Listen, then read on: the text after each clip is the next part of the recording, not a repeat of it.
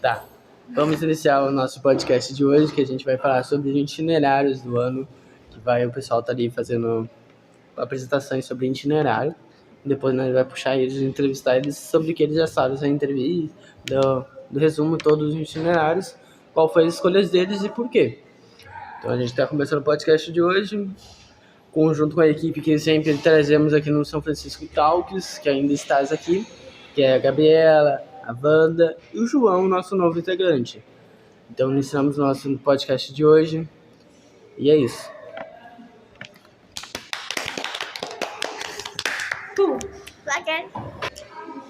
Vamos começar o podcast de hoje, que estamos com duas alunas do ensino integral, primeiro ano.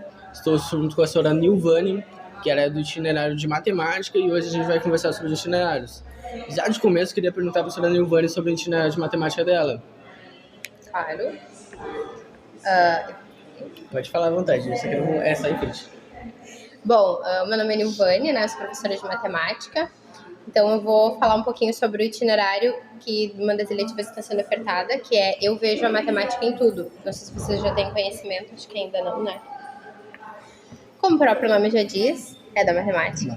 Né? Só que essa eletiva, ela liga muito a matemática e a arte, né? Então, essa eletiva, ela é propriamente, às vezes as pessoas acham que a matemática, ela não está ligada com nada mais, é só a matemática que está sendo aplicada em sala de aula e acabou, né? Então, essa eletiva, ela vem também para desmistificar isso, mostrando a beleza que tem na arte, e que é matemática. Então, grandes pintores utilizam a matemática como a base de tudo isso. Então, se a gente parar para pensar, aqui na escola, tudo que a gente vê, tudo que a gente olha ao nosso redor, não seria possível se a gente não tivesse matemática, né? E eu digo para todas as minhas turmas, só não gosta da matemática quem não conhece a importância dela no mundo. Tu lembra disso, né? Na vida lembra. Então, quando a gente fala da matemática, a gente começa a relacionar nessa eletiva, por exemplo, somente arte. Então, obras de arte, por exemplo, com característica geométrica, que são as abstratas, elas tem muita relação da matemática ali, gráfico, as relações das pinturas, a harmonia das cores, tudo isso a gente fala de matemática. Essa eletiva, ela tem como os objetos do conhecimento ali, análise matemática em produção gráfica, análise de perspectiva, né, polígonos estrelados, a história, a geometria da natureza. Então, a geometria da natureza também é uma coisa que eu acho super importante, porque o ano passado mesmo a gente trabalhou forte com Fibonacci, relação de Fibonacci. E Fibonacci, se tu for olhar, na natureza, ela é tão perfeita que ela te dá toda uma relação matemática. Até na colmeia da abelha, uma das curiosidades que a gente estava falando, a colmeia da abelha é uma coisa tão perfeita que aquela figura geométrica que ele forma é especificamente para ele ter a maior capacidade de mel ali estocado, para não escorrer. Então, o que é aquilo? É uma matemática perfeita, né? Então, quando a gente olha a galáxia mesmo, a galáxia, ela é toda em espiral, que se tu for olhar ali, a relação de Fibonacci se encaixa perfeito. Então, tu vai olhar a natureza, ela é toda simétrica. Então, gente, a matemática ela é maravilhosa, né?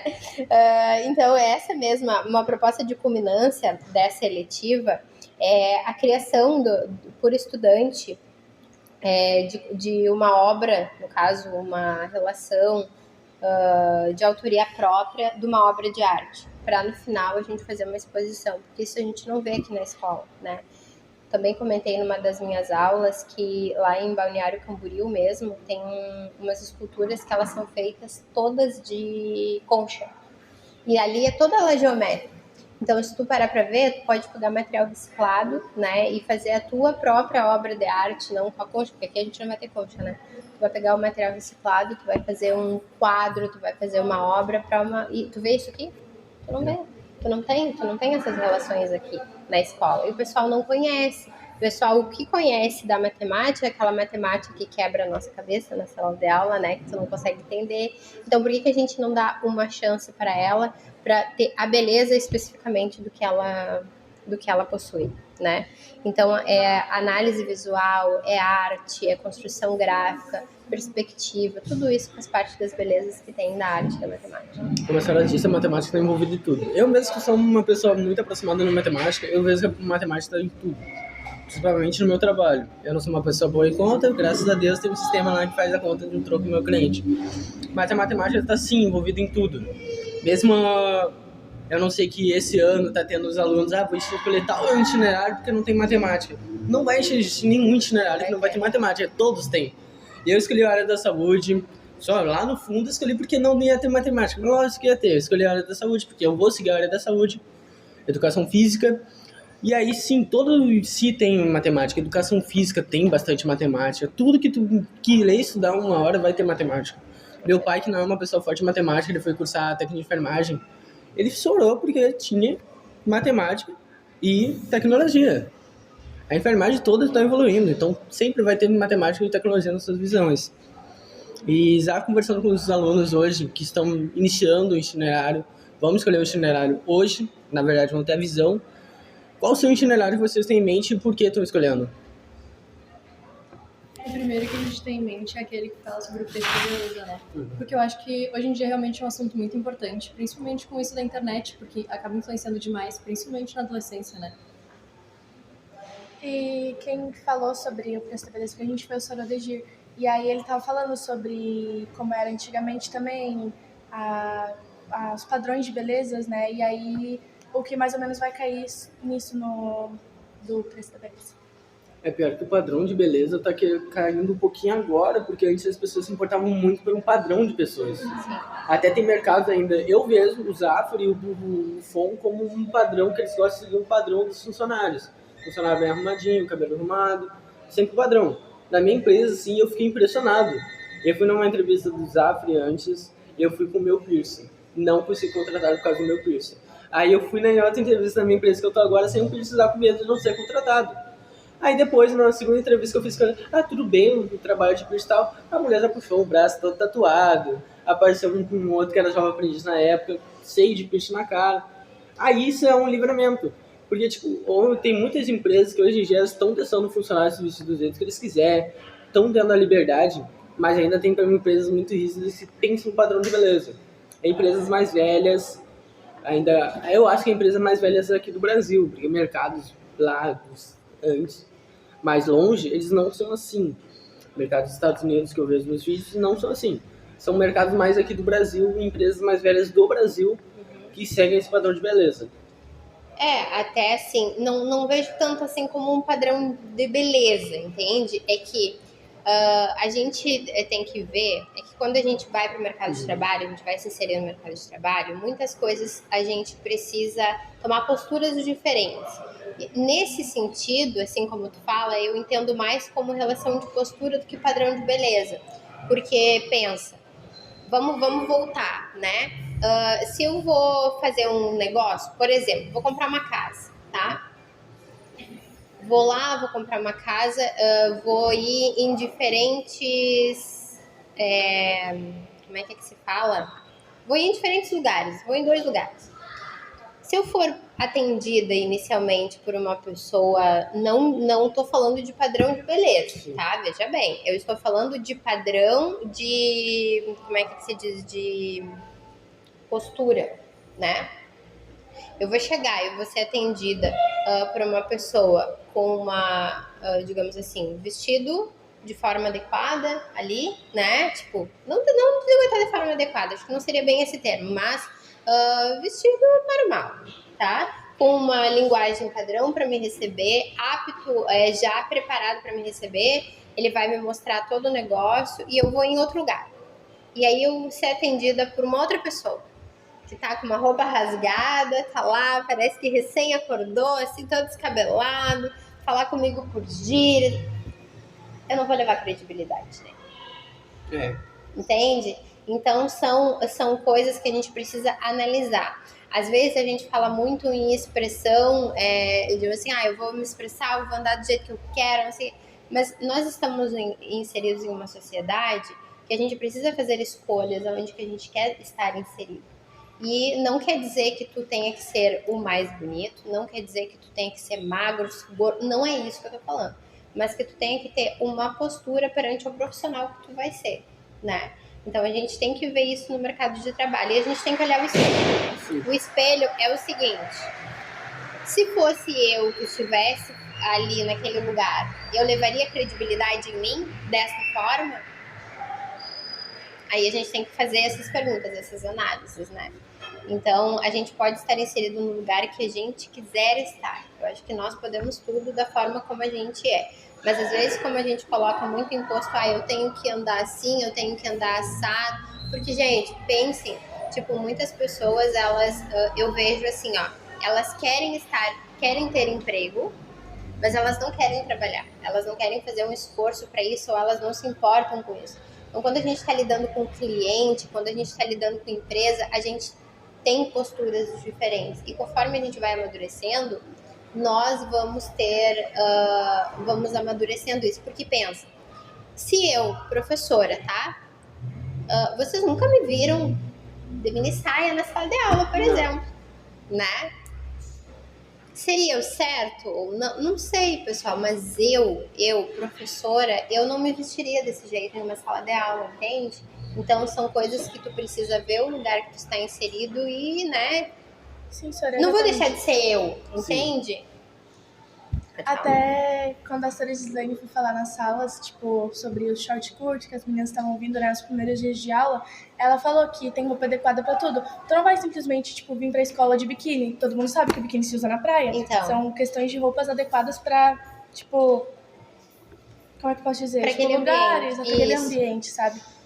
Aí também, tipo, que nem numa entrevista de emprego, tu não vai simplesmente numa entrevista de emprego com uma roupa de gala, ou um terno, ou sei lá, tipo... Ou de biquíni. Ou de biquíni, ou tu não vai com uma saia, um top, uma roupa que tu vai numa festa, assim, sabe? Tipo, são lugares adequados que tu usa.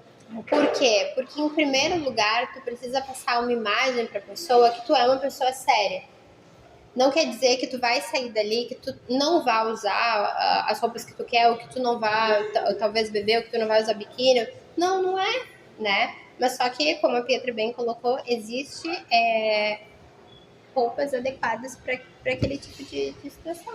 E assim, às vezes a gente fala muito, a menina não pode usar a mini saia e o menino. Mas, gente, também o menino, ele não vai estar na sala de aula sem camisa. Não vai estar na sala de aula com aquelas bermudinhas. Por quê? Porque estamos em uma sala de aula, estamos em um ambiente educacional, né? A gente tem que saber onde a gente está e se portar de tal forma, né? Isso é importante a gente ter em mente quando a gente vai fazer uma crítica. E o espelho eu acho que é muito importante. A gente olhar para o espelho e pensar, e se fosse eu ali, né? Eu sei que, como eu trabalho em público, eu sempre penso na questão do senso. A pessoa tem que ter um senso de ela fazer tal coisa. Como assim, eu não sei que a senhora já trabalhou com o público alguma vez, certo? Muito. A senhora já trabalhou. Vamos dizer, a senhora está trabalhando em horário de fechamento, a empresa está fechando a loja. Vem aqueles clientes que ficam andando, desfilando pela loja. Na minha opinião, é uma questão de senso. Sim. Eu, quando estou numa loja, não trabalhando assim como cliente, que está fechando, eu faço o mais rápido possível a minha compra para não atrapalhar o cliente, porque eu tenho o meu senso e eu sei o que eu passo. Eu sei como eu passo na minha loja, eu não vou querer que os outros passem. Mas é sempre questão de senso, eu penso. Se eu tô indo de biquíni numa praia, eu não vou ter um senso de vir de biquíni numa escola. Claro. Colocação de roupa, eu acho que tudo tem um senso. Tem pessoas que gostam de fingir que não tem senso para ter essa colocação. Esse senso, eu acho que tem que ser colocado em todas as coisas. Como matemática, na minha visão, o senso é necessário em tudo também. Sim, claro. E aí tu pensa, a matemática, agora como tu falou da matemática, eu sempre cito, assim, agora, tipo, né, indo dando um parênteses nessa questão da roupa que a gente estava falando e voltando para a questão da matemática, eu cito até um caso muito interessante que aconteceu ano passado, já falei na tua turma, acho que a Petra também já deve ter falado, não, acho que da Petra não, que aconteceu ano passado.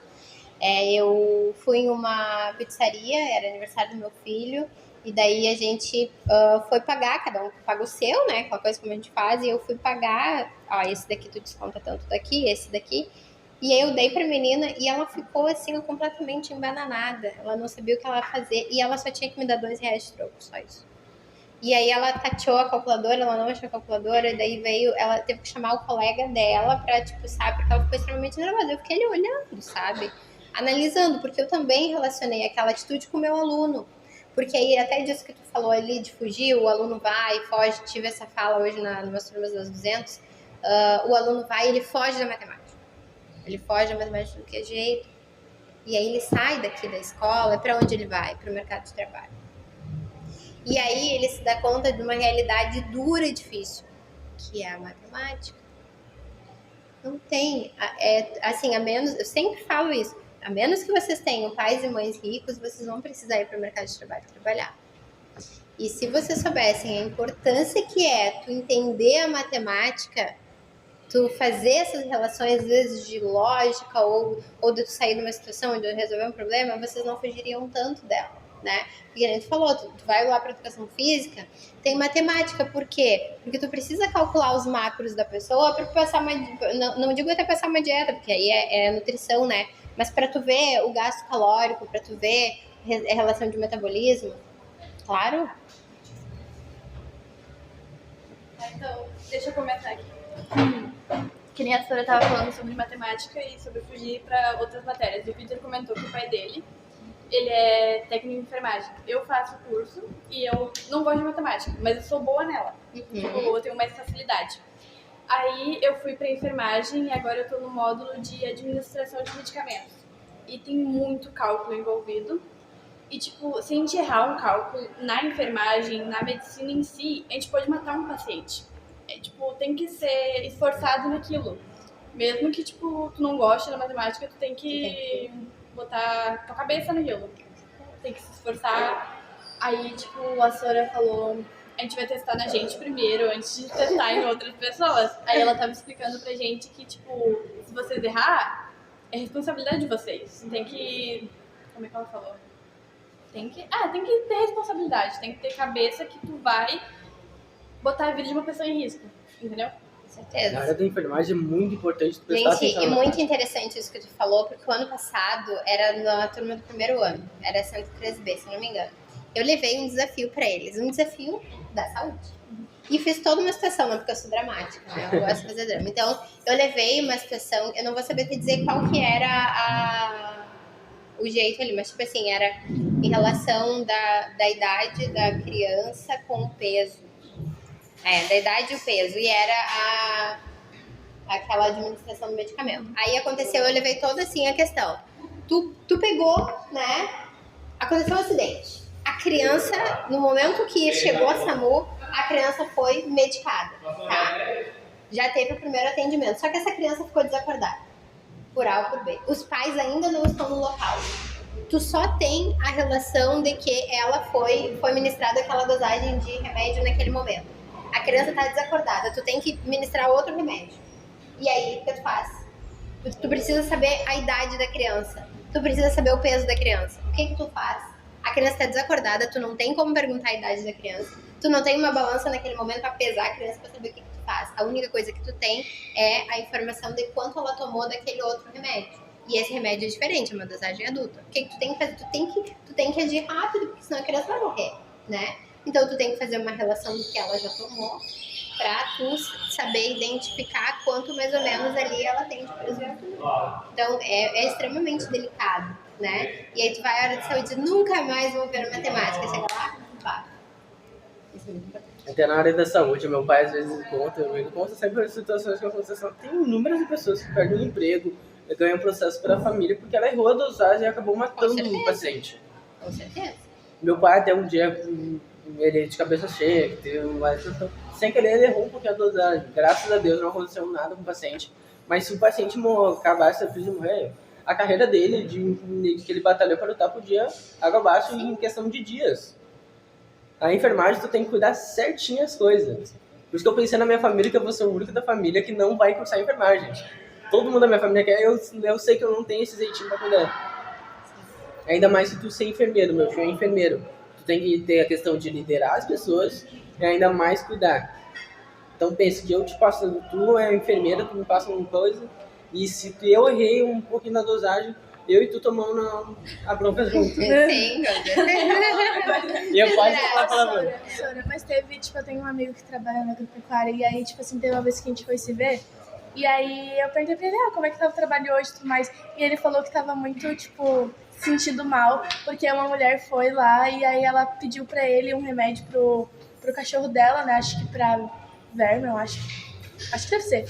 E aí ele perguntou qual é o peso dele, tipo, mais ou menos quantos meses ele tem, né? Pra ele dar o remédio certo. Só que nisso, exatamente o que ela falou, só tinha mais e tinha menos que aquilo. Ou seja, não tinha o exato que ela queria. Claro que é a questão do medicamento ali que ela tá falando. E aí ele falou que acabou dando de menos. E que ele tava com muito medo de dar alguma coisa errada, que ele tava com muito peso na consciência, tipo, por acontecer alguma coisa com o cachorro, sabe?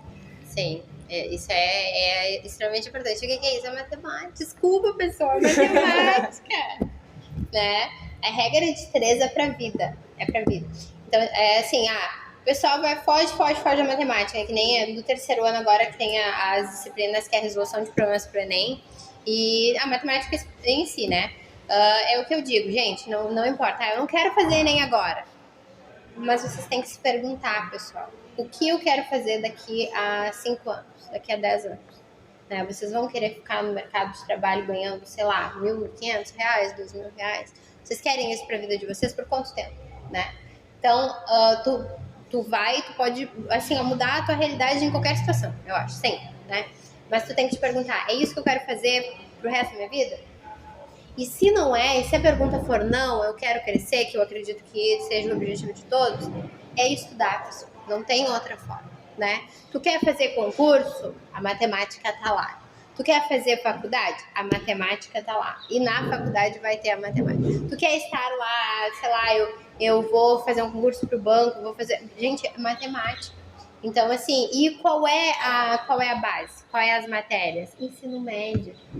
Então, tudo que vocês têm aqui, se vocês soubessem a importância que é das oportunidades que vocês estão tendo de estudar, de ter aquele conteúdo, é tudo aqui. Porque o cursinho preparatório... Aí, o que acontece? Por que tem tanta gente no cursinho que tem dinheiro, né, pra pagar? Porque eles não aproveitaram o ensino médio, né? E aí, eles têm dinheiro pra pagar, então depois que terminar, eles vão lá estudar a mesma coisa que vocês estão estudando de graça. Só que é normal. Eu também já fui adolescente, então, né, essa coisa do estudo, ela fica um pouco mais fragilizada, porque é adolescente, tu não sabe muito bem o que tu quer, final de semana é legal tu estar na rua, né, então é legal tu estar interagindo com os teus amigos, é legal lá dar um rolê massa. Só que a gente tem que começar a colocar os pés no chão.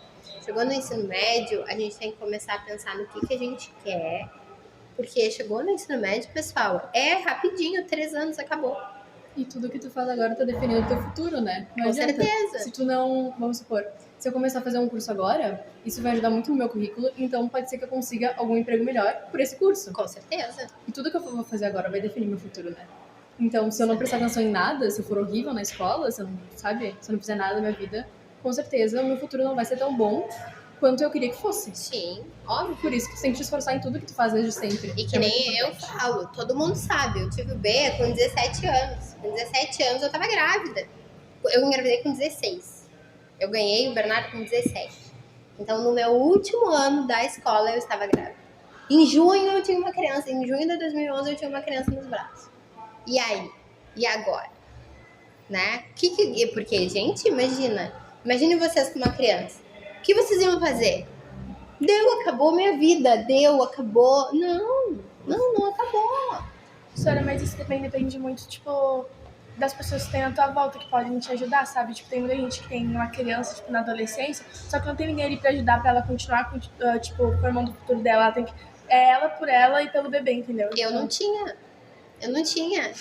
Entende? O que eu tinha? Eu tinha minha mãe, que trabalhava, entrava às 8 e saía às 4 da tarde do serviço, e eu estava no ensino médio, e eu estudava de tarde. E tinha minhas irmãs que eram pequenas, né? Eu tinha 15, eu sou 5 anos mais velha que uma e 7 anos mais velha que a outra. Então elas eram pequenas, como é que eu ia deixar um bebê, sabe? Então aí eu tive que ir atrás de emprego, primeiramente, o pai do meu filho sim me ajudou, esteve comigo, só que é diferente, era tudo comigo, entende? Aí o que eu fui? Eu fui atrás do quê? De uma creche, com 5 meses o Bernardo estava numa creche. Foi a melhor coisa pra ele, mas se vocês me perguntassem se eu não estivesse trabalhando, se eu ia deixar ele numa creche, eu não ia, né? Mas é aquilo, gente, a gente tem que usar as armas que a gente tem. O que eu tinha? Eu tinha uma criança, só. E eu tinha uma creche pública, né, que quando o Bernardo tivesse 5 meses, ele poderia entrar na creche. Então, eu fui batalhando pra conseguir deixar ele na creche, pelo menos no período de manhã, às 7, até às 4h30, 5 horas da tarde, né? E aí eu fui me virando, fui indo. E hoje, graças a Deus, eu tô aqui, mas eu não tinha ninguém. Ô, Sora, mas eu também acho que esse negócio da matemática sobre muitos adolescentes, tipo, não gostarem, outros gostarem, também depende do ensino que tu recebe. Tipo, Sim, muito, claro. muito. Porque eu me apaixonei pela matemática quando eu comecei a ter aula contigo, Sora.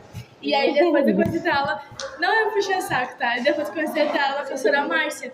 E aí eu também continuei com a minha paixão com a professora Márcia, só que eu já tive uma professora que fazia eu odiar a matemática, tipo, ela não tô criticando o jeito que ela ensina, mas eu não conseguia aprender com o jeito que ela me ensinava, sabe, Sora? Sim. Tipo assim, ela explicava por 10 minutos ali pra mim, parecia que ela tá falando árabe pra mim, parecia que eu não tava entendendo nada que ela tava falando. Só que quando eu comecei a dar aula contigo, tipo, eu comecei a entender mais, e aí, tipo, hoje em dia eu gosto muito da matemática, acho que, tipo, que nem a gente fala, né, a gente usa matemática pra tudo, mas o que eu vou seguir pro meu futuro não é tanto puxar pra matemática, mas a gente usa pra matemática. Mas é normal, e assim, a gente é gratificante, assim, ó, porque o ano passado tinha alunos que não tinham perspectiva de nada. E no final do ano, está me dizendo que o objetivo deles é fazer a faculdade, e o objetivo de 3 alunos, disseram que iam entrar na matemática por causa minha. Gente, então isso pra mim, imagina, tipo, porque que nem ele, ser professor não é algo que muitos alunos almejam. Apesar de ser algo, sabe, maravilhoso, apesar das dificuldades. Não é algo que muitos alunos almejam. Agora, chegar no final do ano e o aluno falar, eu quero ser igual tu, eu quero seguir os teus caminhos, gente, não tem, né? Por isso que eu passei a formatura inteira chorando, né? Foi por isso. Então, tipo, isso é extremamente importante a gente ter essa visão. E assim, isso que tu falou, Pietra, é a mais pura realidade. Por quê? Porque quando tu é bloqueado, digamos assim, pra tudo, não só pra isso, tá? Pra qualquer coisa que tu tá aprendendo, tu é bloqueado, tu tem um professor ruim, tu sabe, não digo ruim, mas tipo, tu teve um ensino, né, que não supriu as tuas necessidades, sei lá, tu acaba se bloqueando. Tu acaba se bloqueando de uma forma que não adianta. Aí tu tem a oportunidade de deixar um outro professor entrar, ou não, porque muitos alunos se bloqueiam e aquilo acaba sendo um bloqueio que eles não fazem mais nada. Muitas vezes a culpa não é sempre do professor, às vezes a maioria da culpa é dos alunos, né? Que simplesmente não querem prestar atenção. Isso aí. Isso mesmo.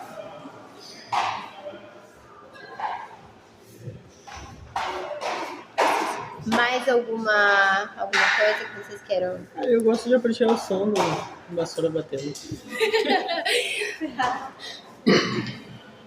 Eu acho que seria isso. Vocês têm mais alguma coisa sobre comentar sobre? Que nem a senhora falou, né? A gente usa matemática pra tudo. Tanto, tipo, eu vou sair com meus amigos no final de semana, assim, e aí eu vou, tipo, a gente quer comprar uma coisa junto, vamos comprar, tipo, vamos supor, sei lá, um picadão, aí a gente junta todo o dinheiro, se usa matemática. Eu tô em casa, eu quero fazer um bolo, aí, tipo assim, eu vou fazer uma receita, se usa matemática também. Então, basicamente, pra tudo, qualquer coisa que tu for ver, a gente usa matemática. Isso. Imagina, tu vai, vou fazer uma viagem, vamos aqui, vamos pegar o carro do fulaninho que é mais econômico, vamos rachar a gasolina. Então, gente, daí, aí se eu sou mais esperta, se eu sou mais ligada na matemática, aí percebi ali, né, que não é o certo, né, pessoal, mas tipo, eles estão rateando, alô? Tá, eles estão rateando alguma coisa ali, né, eles estão rateando ali, não estão dando muita bola. Vou dizer, meu carro deu 100 reais de gasolina, mas, sou esperta, né. Pietra, 50 reais pra ti, 50 pra ti, 50 pra ti. Já lucrei, 50 reais já lucrei. Entendeu? Só deles não entenderem ali o que eu gastei da gasolina. Agora tu puxou mais assunto. A gente fala, os alunos que não gostam de matemática. A maioria do gurizado do futebol, não é gurizado do futebol. A gente marca de jogar um jogo na Fênix aqui. Cara, eu nunca vi um gurizada que não gosta de matemática organizar tanto pra cada um pagar uma parte pro jogo. Aí tu vê, tipo assim, e não é que o aluno, não é que a pessoa não goste de matemática, é porque ela se bloqueia do simples fato de estar copiando ou fazendo as coisas assim, entendeu? Mas deixa pra mim. Pode deixar pra mim. Pode deixar. Então, acho que seria isso mesmo. Vai. Obrigado a todos que compareceram. E obrigado, principalmente, professora Nilvane. Obrigada. Muito obrigado. Muito obrigada pelo convite, agradeço, né? Não, na verdade, a gente falou das eletivas, mas a gente falou muito pouco da eletiva. Exatamente. Né? A gente entrou O vários... assunto era Isso eletivo. é importante, é muito importante, assim. Então, né? Mas, voltando, para finalizar no assunto da eletiva que a gente iniciou, a gente tem que terminar onde a gente iniciou, né? Então, eu convido o pessoal, porque de qualquer forma, só um pouquinho aqui, todos vocês sabem que as eletivas, no final das contas, vocês vão acabar fazendo todas, né? Então, em algum momento, vocês vão cair lá no Eu Vejo a Matemática e em tudo. A Os caras fazem diferença... tomate te olhando ali pra câmera, sabe? A diferença... vou fazer meu merchandising aqui, ó. A diferença é que vocês vão escolher alguma agora, né? Essa é a diferença, é a única diferença. Mas, deem a oportunidade. Deem a oportunidade de vocês conhecerem outras coisas além dessa matemática que vocês acham chata, que vocês não entendem, né? Então, deem essa oportunidade de enxergarem a matemática. Porque, assim, ó, o ano passado foi tão engraçado, só, né? Eu sei que já vai acabar. O ano passado foi tão, assim, eu trabalhei com o terceiro ano e é muito forte a questão da geometria. E chegou um certo período, assim, que eu recebi as mensagens dos alunos. A Amanda mesmo abriu um guarda-chuva e ela abriu o guarda-chuva e ela me mandou uma mensagem. Ai, professora, que raiva. Assim, porque eu abri o guarda-chuva, eu olhei pro guarda-chuva, eu enxerguei um monte de triângulo. E agora eu tô vendo quantos lados tem essa figura geométrica que forma o guarda-chuva. Tu acaba vendo a matemática em cada coisa. Então, deem essa oportunidade. Olhem lá a eletiva do Eu Vejo a Matemática em Tudo. Ó, vou fazer meu merchandising. Olhem lá a eletiva, que tem muita coisa boa. Então, no final das contas, vai ser trabalhos maravilhosos. Até eu fui tentada fazer seletivo. Eu também. Agora, mas a gente vai apresentar lá, depois a gente vai, né? E é muito bom.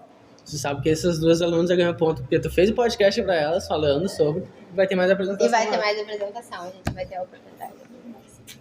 Então, eu vou iniciar o podcast de hoje, mais um, falando sobre os itinerários. Estamos com 4 alunos que estão fazendo essas entrevistas sobre os itinerários. Alguns já têm em mente, outros não têm em mente. Eu vou perguntar para os que têm em mente qual é o itinerário que tu tá em mente e o porquê tu tá escolhendo esse itinerário, tá bom? Bom, o itinerário que eu escolhi, no caso, são 3, que é notícias e jornais. Eu Planeta no Limite e... como é que era o outro?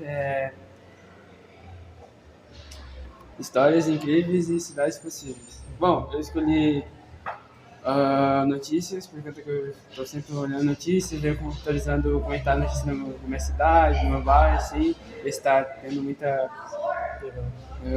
acidente, morte, esse negócio.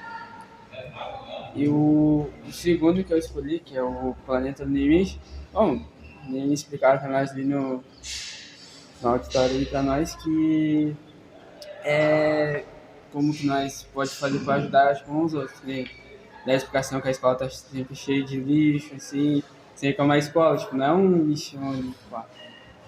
Aí daí fica meio chato, porque as pessoas sabem que, né, é uma escola e vão lá e queimam e botam lixo. Tem sempre essa, tem...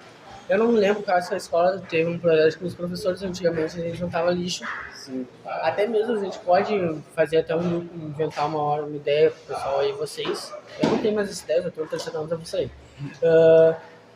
Tá gravando.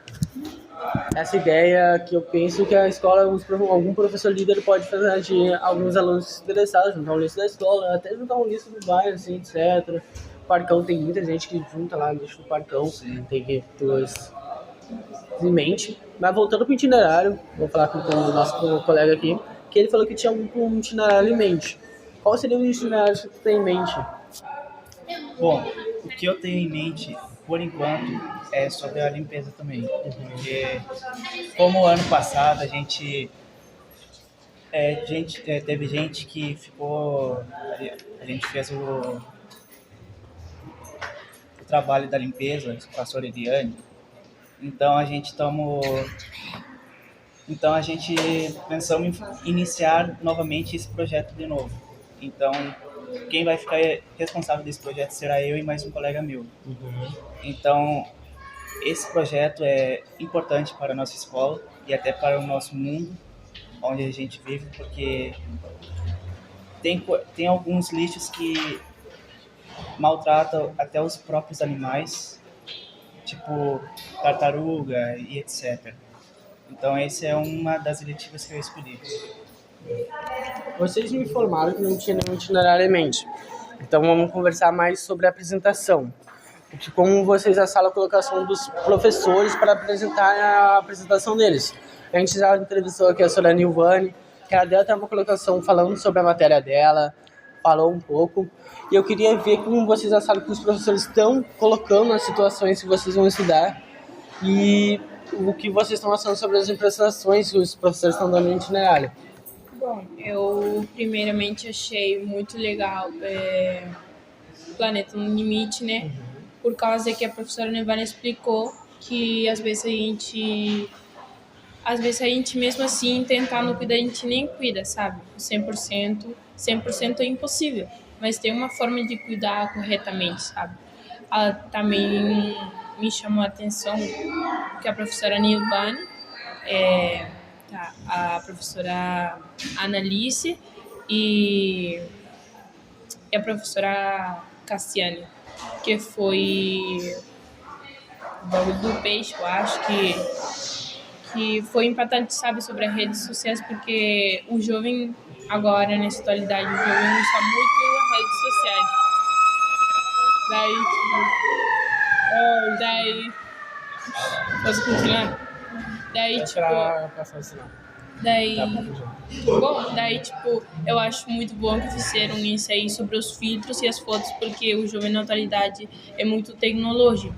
Não é que sabe sobre tecnologia e às vezes não aporta para a gente mesmo, mas é que ele agora tá mais nas redes sociais, nas fotos, no Instagram e todos os aplicativos.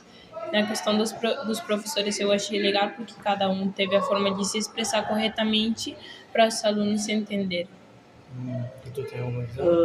Eu achei interessante